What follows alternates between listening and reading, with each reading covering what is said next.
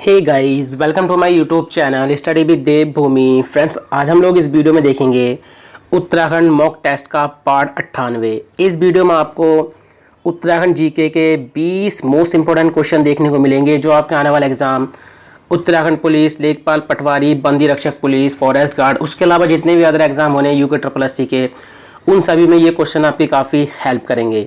Guys, अगर आपको video अच्छी लगे तो वीडियो को लाइक करें, कमेंट करें और वीडियो को अपने दोस्तों के साथ जरूर शेयर करें।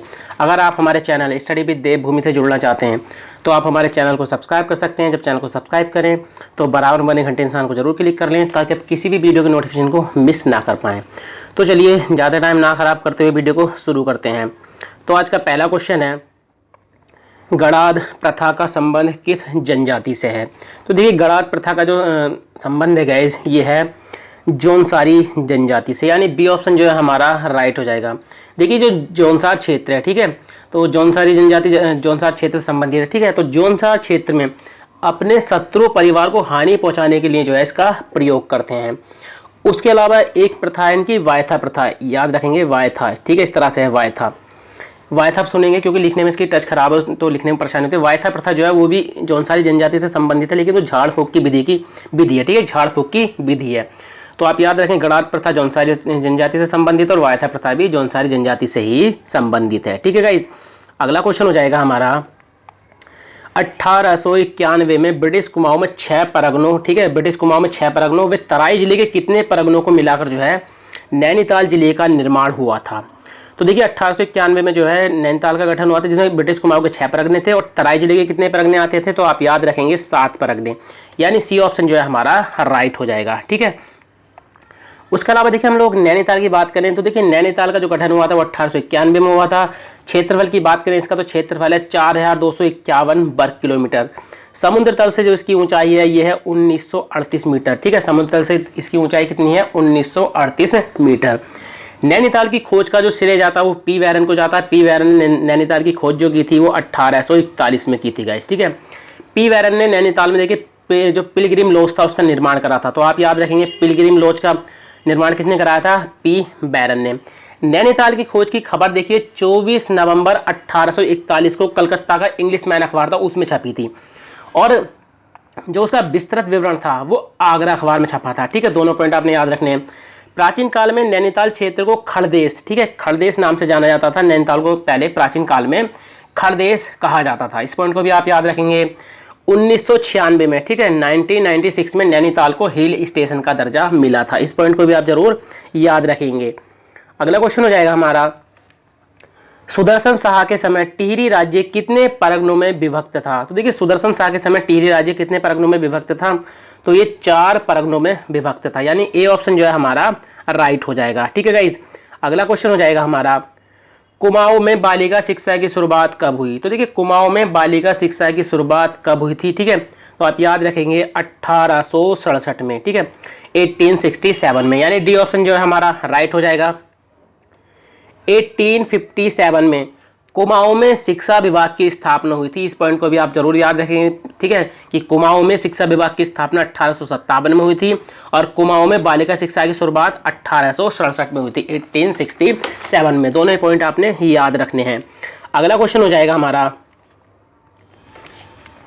राज्य के कंचनपुरी से कितनी कुषाणकालीन मुद्राएं प्राप्त हुई हैं? ठीक है, तो देखिए राज्य के कंचनपुरी, ठीक है, यहां से कितनी कुषाणकालीन मुद्राएं प्राप्त हुई हैं? तो 7, ठीक है, 7 कुषाणकालीन मुद्राएं प्राप्त हुई हैं। अब बात करें देखिए कंचनपुरी, तो कंचनपुरी जो है ये खटीमा के पास स्थित है, ठीक है, कहां पर स्थित है? खटीमा के पास स्थित है। खटीमा जो है उधम सिंह नगर में स्थित है, ठीक है।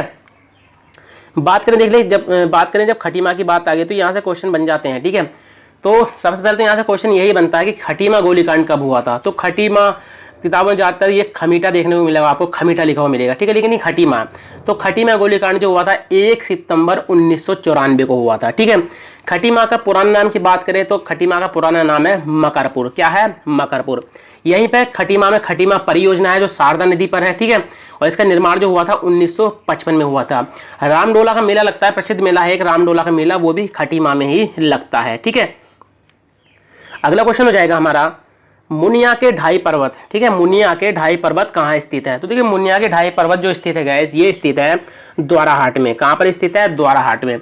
और द्वाराहाट कहाँ पर है? अल्मोड़ा में। तो मुनिया के ढाई पर्वत पर जो है प्राचीन काल के शैल चित्रों के अवशेष प्राप्त हुए हैं, ठीक है। तो यहाँ से जो है प्राचीन काल के शैल चित्रों के अवशेष प्राप्त हुए हैं, इसलिए ये काफी फेमस जगह है मुनिया के ढाई पर्वत। तो एग्जाम की दृष्टि से काफी महत्वपूर्ण है। अब बात कर लेते हैं हम लोग द्वाराहाट की। तो द्वाराहाट का पुराना नाम लखनपुर है गाइज।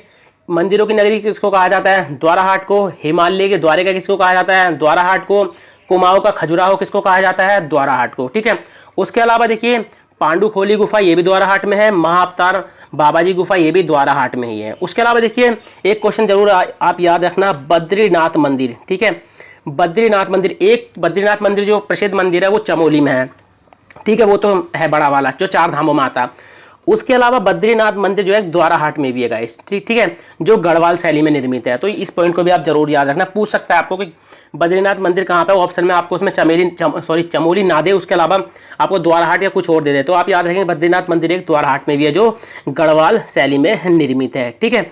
अगला क्वेश्चन हमारा हो जाएगा, केदारखंड में किस नदी को क्षीरधारा कहा गया है? ठीक है, तो देखिए केदारखंड में किस नदी को क्षीरधारा कहा गया है? तो ये कहा गया है मंदाकिनी नदी को, ठीक है, मंदाकिनी नदी को केदारखंड में क्षीरधारा कहा गया है।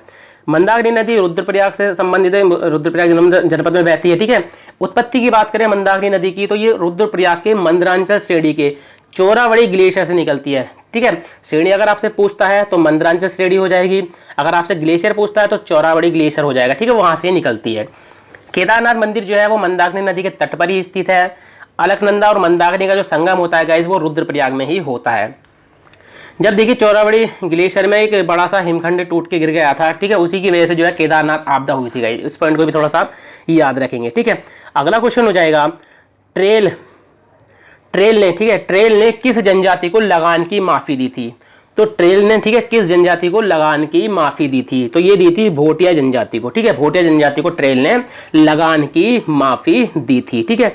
अगला क्वेश्चन हमारा हो जाएगा, उत्तराखंड को रेगुलर प्रांत कब घोषित किया गया? तो उत्तराखंड को रेगुलेशन प्रांत जो घोषित किया गया था गाइस, ये घोषित किया गया था 10 अप्रैल 1838 को, यानी बी ऑप्शन जो है हमारा राइट हो जाएगा। उत्तराखंड को रेगुलेशन प्रांत जो है 10 अप्रैल 1838 को घोषित किया गया था। तो इसी समय से जो है उत्तराखंड को किसी गवर्नर या डिप्टी गवर्नर के अधीन रखा गया था, ठीक है। अगला क्वेश्चन हमारा हो जाएगा,